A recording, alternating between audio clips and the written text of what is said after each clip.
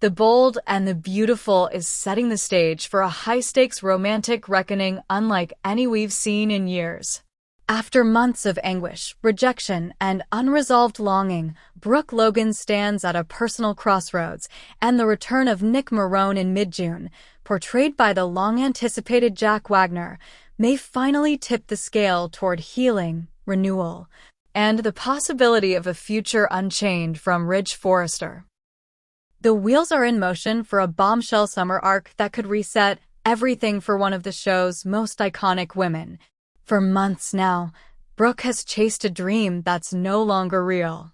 Ridge made his choice, and it wasn't her. Again and again, Brooke tried to win him back. She tried subtle emotional appeals, bold public gestures, even orchestrated moments of high-fashion theatrics with Eric in the hopes that Ridge would see her, remember, and return.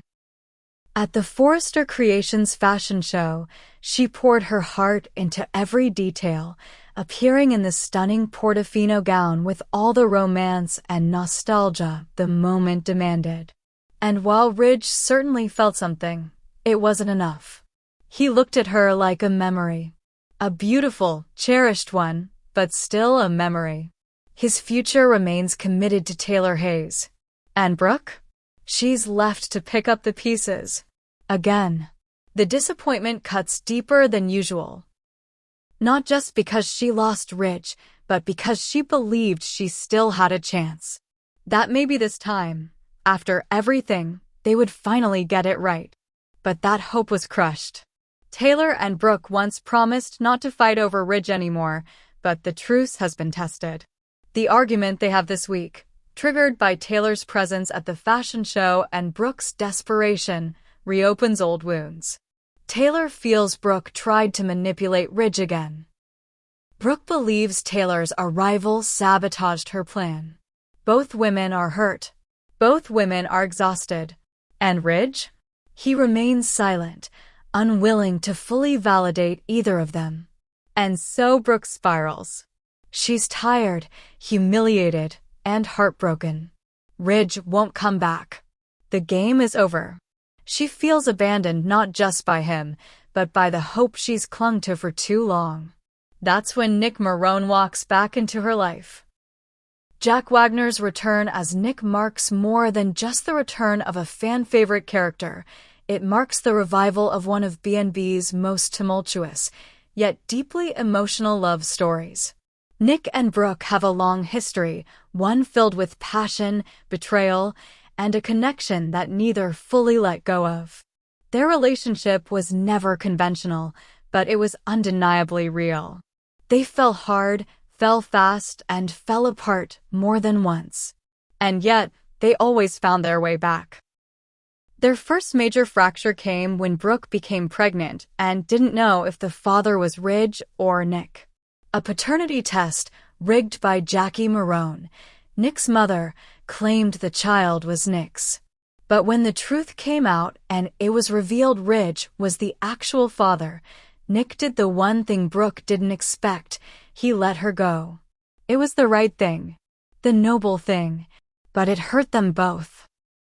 From there, Nick's relationships with Brooke's daughter, Bridget Forrester, further complicated everything. He and Bridget married, divorced, reconciled, and tried again. But the ghost of Brooke always lingered. Nick couldn't escape it. At one point, his obsession even became visual. He hallucinated Brooke. And every time they tried to move on from each other, they'd find themselves drawn back in. Eventually, Brooke and Nick did marry. It was passionate, it was hopeful, and it was doomed.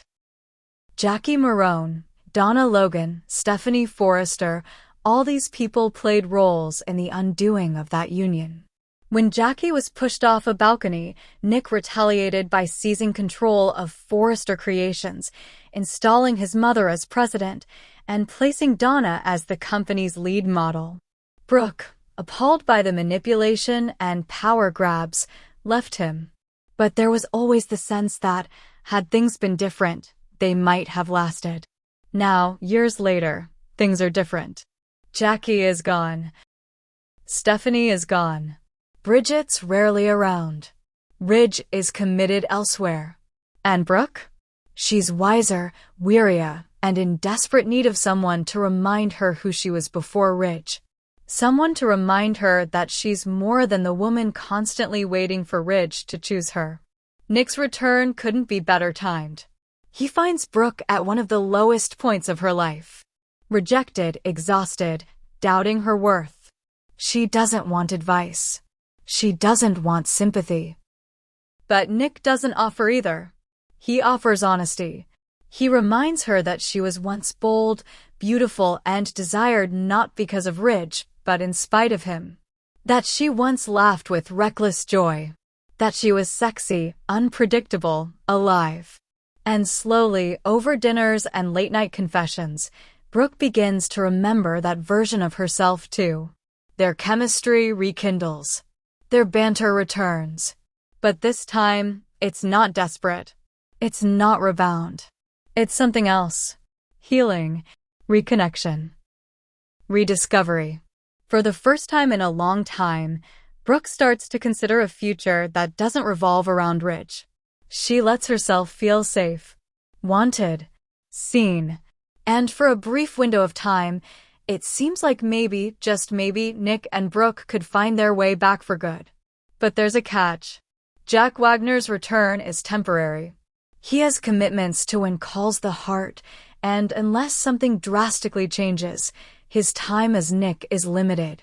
Which means this reunion is likely bittersweet. A healing arc, not a forever one. Nick may be the one to remind Brooke how to stand on her own again, but he may not be the one who stays. And that makes it even more powerful. Because sometimes, healing doesn't come from a lifelong partner. Sometimes, it comes from someone who shows up at exactly the right moment, says exactly what you needed to hear, and loves you enough to let go when it's time. Nick may not be Brooke's forever, but he might be the man who saves her from herself. Where does this leave Ridge? That's the million-dollar question. Ridge has been so confident in his choice with Taylor, so sure he made the right call. But Ridge is nothing if not possessive, and watching Brooke move on, truly move on, might stir emotions he's kept buried. Jealousy, regret, maybe even love. And if he sees Brooke happy with someone else? If he sees her glowing, confident, sexy again? It could be enough to make him question everything. But this time, Brooke might not be waiting. She may finally realize that her worth isn't tied to Ridge Forrester. That the roller coaster of their history doesn't define her future. That she can love and be loved without begging for scraps. And when Nick leaves, and he will, Brooke won't collapse. She'll rise. Whether that future includes a romantic entanglement with Bill Spencer, or a shocking new pairing, or just a Brooke Logan who is finally whole, one thing is clear: the writers are giving her space to rediscover herself. This isn't about Ridge anymore. It's about Brooke. And it's about time.